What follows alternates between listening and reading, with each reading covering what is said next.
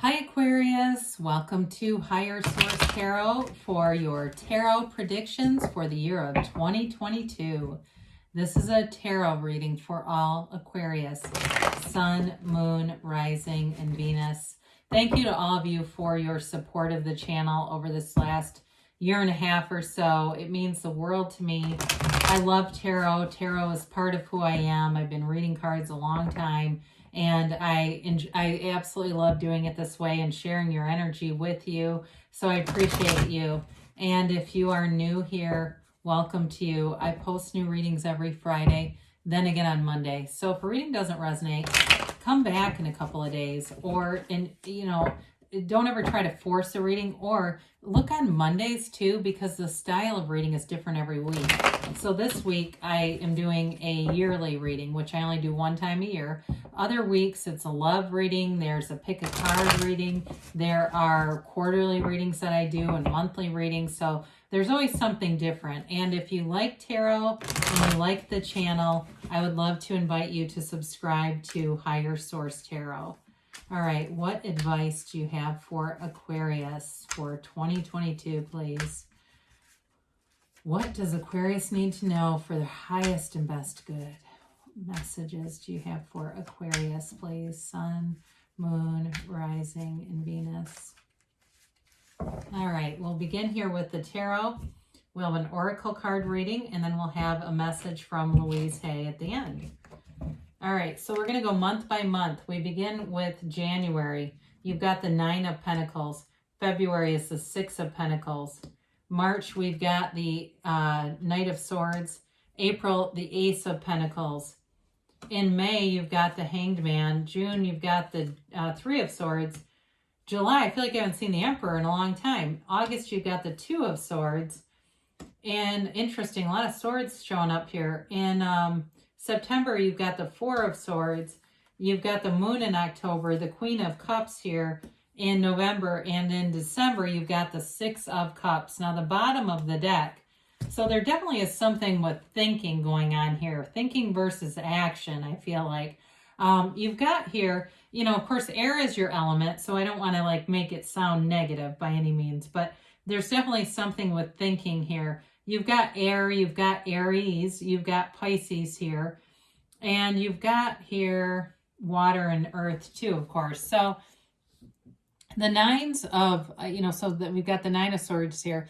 The 9s are all about realization, completion, accomplishment. Some of you with the wands that are here with it, it may be some kind of a new part to your career or a new chapter to your career. It's like you're contemplating moving forward with something. You've got great aspects for money. You do, for some of you, it's the return of a love, or it's just love in general. But I definitely feel like you have this contemplative energy, really trying to analyze what you're doing, use your logical and rational mind throughout the year.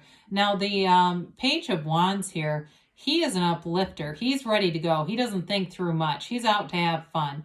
So for some of you, they're just trying to tell you to temper that. Aquarius likes groups. You're the gregarious Aquarius. So if you get caught up in too much of the thinking, it won't be a comfortable place for you. It's got to be tempered with this energy of still moving forward. Wands are all about expansion, enterprise, growth, and renewal. And so with the 10 of Wands too, it's an energy of really putting forth a lot of effort into things, putting in a commitment for somebody here, and really seeing things through to the end. The 10 of Wands does not give up. It may be heavy, the burdens may be heavy, some of the trials and tribulations of life may be heavy, but he sees that he has his house in the background. He knows where he's going. And so for some of you, it's like, there may be a time in this year where you put in a lot of effort, but it's temporary.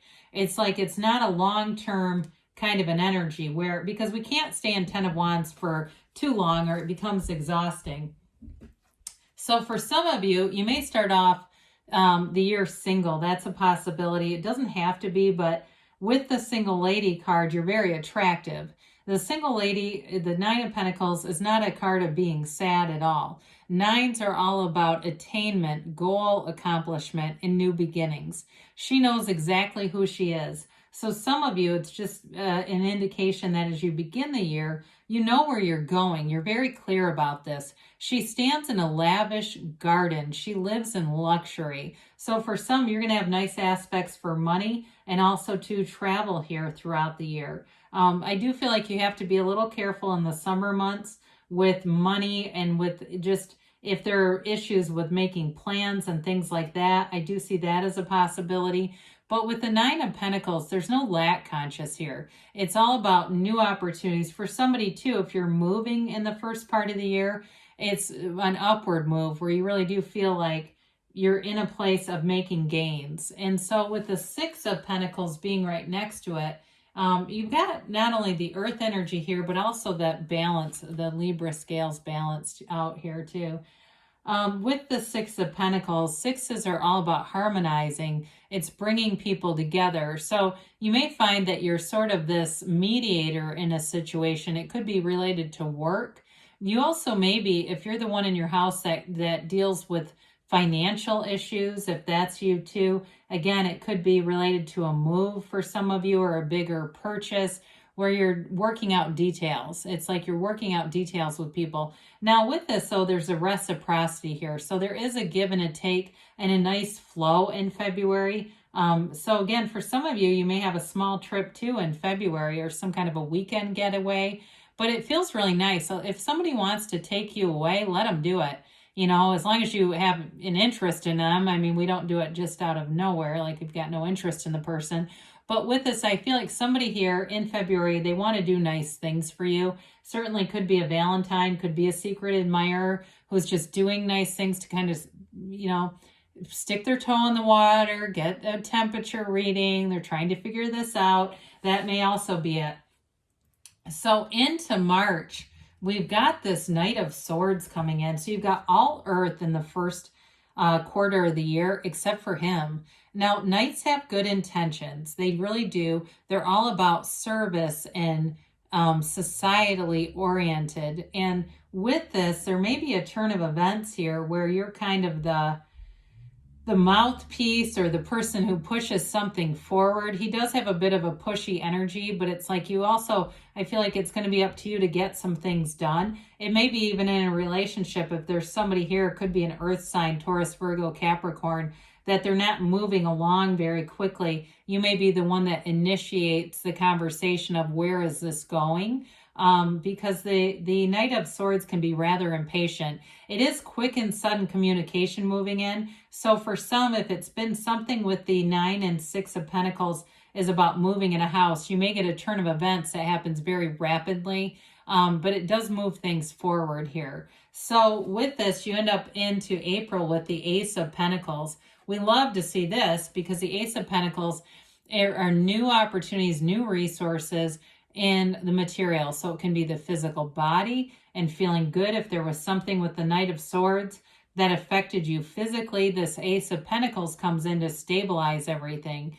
I do feel like you're going to have good health aspects. We don't use the tarot for medical advice, but if there's something with your health, it's like a year of recovery, I hear.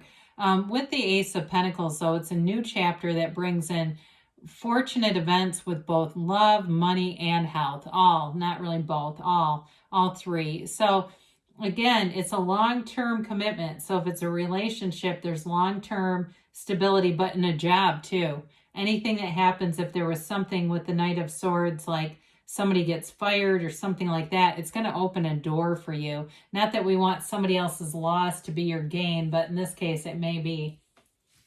So with May brings in the Hanged Man. The Hanged Man's all about surrender to win. It's being easy about things. You're a winner in this energy. He also has his legs, if you turn him upside down, in the same configuration as the world. So for the Hanged Man, he's often representative of the number 4 because of those legs. So maybe something that starts in April, by the time May rolls around, it's gotten some momentum. And there's bliss here. He's easy. You know, that light around his head is divine illumination. So you're seeing things through the eyes of Source. He's also the card of the poet, the creator, that, anybody that does the arts or anything creative. He can also be a healer and a teacher too. So if that relates to you, or it's somebody you're drawing in that's got wonderful healing properties, I feel like this energy too, whoever you're drawing in, they're very easy to talk to. This is a very easygoing energy. It's somebody who really sees other people's opinions. They don't like to get into confrontations or fights about politics and crap like that. This person could not care less about that. They're more interested in really understanding people. It's interesting to them. I feel like they almost have an interest in sociology or something, the study of people. And maybe they just like to watch and study people. It may not be their career, but I do feel like they bring in kind of a voice of reason and just a very easygoing energy. So into June, we've got the Three of Swords. Now, the Three of Swords is an interesting card because it looks terrible, right? We go, oh God, I don't want that. But it really is a card of acceptance. So anything that didn't quite go how you wanted it to, it's a minor arcana, so it doesn't have to be some major betrayal. It can be, but there may have been something with a move or something monetary where it didn't go quite as you wanted it to. But by the time you get into June, you're going to have a perspective around it. Whatever went on with that Knight of Swords, you get a perspective around it that it all makes sense. And the Hangman energy will help you do that. So you don't look at this and feel sadness or loss. You look at it and it's more like acceptance and understanding and saying, hey, you know what, that actually brought in something better. I've talked about this in other readings. I can't remember if it was during your sign, but somebody, a spiritual teacher, wanted to lease a building, and they didn't get the lease, and it was right before everything shut down back in 2020, and all the businesses in that area collapsed, and they were so grateful they did not get that lease. And so they realized the universe was answering this or something better. And so with this, the something better will show up here. So into July, you've got the Emperor, and the Emperor is all about authority, wealth, and strength. He has convictions. So again, I feel like you're attracting somebody who's very easygoing, but they're also integrous. There's a nice harmony within this relationship where they're very trustworthy, even though they're easygoing. I wouldn't say they're flighty at all. I heard the word flighty. That is not them. With the Emperor, though, it can be an energy of will and getting things done. So you may find in July that, again, you're taking charge and getting some things done. He is the architect of the universe, so he creates all around him as well, but he's got stability, all right? There's an order and sort of a control around this. So if things fell out of control, even back in March, by the time you get into July, they feel much better and much more stabilized. He's also the father of the tarot, so he brings in protection, and it's people around you looking out for you, wanting the best for you. Somebody may kind of push you if it's something at work, putting you up to the challenge. It may be your boss who gives you an assignment that you maybe don't completely want, but it will expand and grow you. Okay, so if you get something put in your path, it's all about entering it with an open mind, because he's about reason and logic. Now, into August, this Two of Swords brings in a bit of confusion. It can be caught in the middle, and I think what I see, at least with these cards, is it has something to do with the Emperor. It's like there's something that comes in that feels like kind of a big deal, like you feel like you wonder if you're ready for it in some way. It may even be this commitment if you're sort of hot and cold on a relationship, being unsure if you want to move to the next level. It also could be the other person. There's an uncertainty here. It's not a no, though. Sometimes it's just a not right now. And I've talked about this in other readings as well, but I think about my own kids. They're adults and they can both drive. And it would be like giving them a car when they're 5 years old and saying, well, this is really convenient. It'll be fun. It'll help me out if you can drive yourself. Well, a 5-year-old is not ready for that. And so for somebody here, they feel unready, but I do feel like they are, if it's you or the other person. Again, your mind does the thinking, but your heart speaks the truth. And so it's all about, being one person, because sometimes we're like two people in one body running around. We've got a brain that takes the day shift, and we go on what we think, and the heart takes the night, and we communicate how we feel. The feelings are the secret. And if we run around all day in just the thinking mind, we don't end up with much. So you definitely, as you move into the year though, I do want to point this out. You've got new opportunities, and we're going to get into the love into the last quarter of the year, because there's definitely a new phase bringing that in for you too. I feel like it's been throughout the reading, but there's like this sort of apprehensive energy around it. The Four of Swords helps get you back to center. It's a great card to have. This is in September after the Two of Swords, because it's all about meditating, quieting down that noisy mind. Because when the mind is full of noise, we have a very hard time seeing what's best for us. So this can be taking a break. You do have cards of reconciliation here. So for some of you, it may be somebody you haven't talked to in quite a while who comes back around. And that may be what this hesitation is, that it's been, because again, we use a human calendar, but spirit doesn't. It may have shown up earlier. It's just showing up here in the cards in September if you've been on a break from somebody. But with this, knock and the door will open. Ask and it is given. Meditate, quiet yourself down, get back to center, and those intuitive thoughts will come in. That'll become inspired actions. And then from there, you'll see where the real stuff, the really good stuff comes in. So the moon is a card, an interesting card. You've got those two watchtowers in the back. And I feel like there's a protective energy throughout this. It does represent somebody's hesitation here, wanting to really see things for what they are. Information also comes out here that I do feel like moves things forward. I love it that you have the moon right into the Queen of Cups and the Six of Cups. It's like you get this information and you've got the yads coming down here from the moon, which reflects the sun. The yads are gifts from the universe. It's the first letter of the name of God in Hebrew. And so it's like you get this information that allows you to relax a little bit if it's you. Others of you, this may relate to the physical body and making sure that you're taking care of yourself physically. We don't ever use this for medical advice, but I do feel like there's something about that that's important for somebody here. But everything is born from the source. You know, you've got the wolf here that howls at the moon, which is your instincts, your unbridled instincts, versus the dog that is domesticated. Okay, so the dog is like your earthly being, where you've got those instincts kind of tempered and redirected, and so they come together in this new phase. And again, it has something to do with bringing you into this wholeness of who you are. So in the November, you've got this Queen of Cups. I definitely feel like whatever love has been trying to push through, it reminds me of a flower trying to grow up between the cracks in a sidewalk. Here it finally pushes through. Love prevails. There is an intuitive aspect to this, though. So for some of you, it's definitely about using your higher mind to get intuitive hits.